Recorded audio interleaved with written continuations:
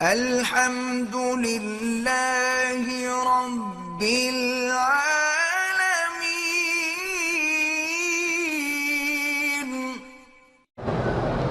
میرے بھائی کی اولاد نہیں، اللہ جتنے بھی لاولد ہیں سب کو اولاد صالح عطا فرمائے۔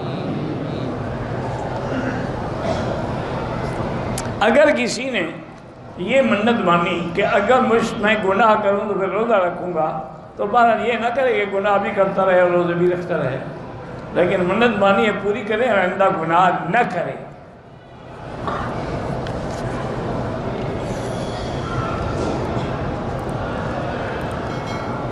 میرے کزن سے اس کی بیوی نے زبردستی طلاق لی ہے، بہرحال لی ہے تو طلاق تو ہو گئی نا، اس کا دل ٹوٹ گیا ہے تو کیا ہے، نہ کرے شادی بس۔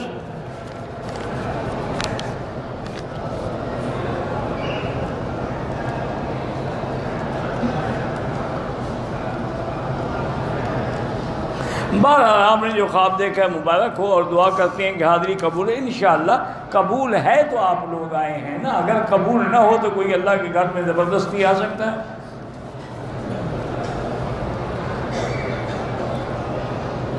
اگر عمرے میں قصر نہیں کرائی، صرف سائیڈ سے بال کاٹے دم پڑ گئی،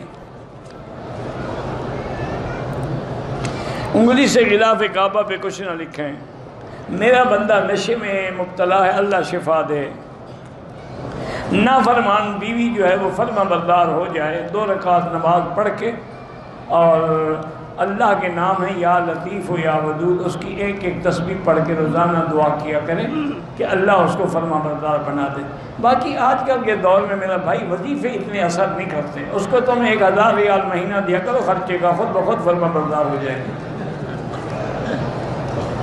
دیکھو نا، کوا بیٹھا ہو یا پرندہ بیٹھا ہو، اگر آپ روٹی کا ٹکڑا ڈالے وہ آئے گا کہ نہیں آئے گا؟ اس پر کون سا وظیفہ پڑھا ہے آپ نے؟ پیسے دو، خرچہ کرو، بیوی فرما بردار ہے، بھوکھا ننگا رکھو تو انشاءاللہ نہ فرما۔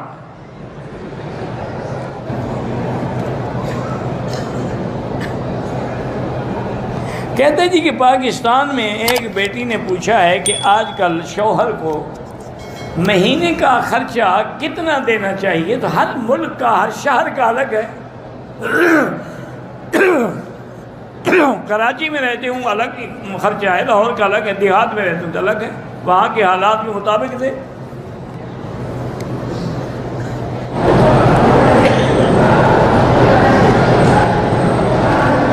میری بیوی کو ہر مہینے میں 500 ریال بھی دیتا ہوں، لیکن میری جیب سے وہ پیسے بھی اٹھا لیتی ہے، اللہ ہدایت دے، اور کیا کر سکتے ہیں، بیوی ہے، برداشت کرو۔ اور ایک بات یہ بھی دیکھا کرو کہ تمہارا مہینے کا کتنا خرچہ ہے،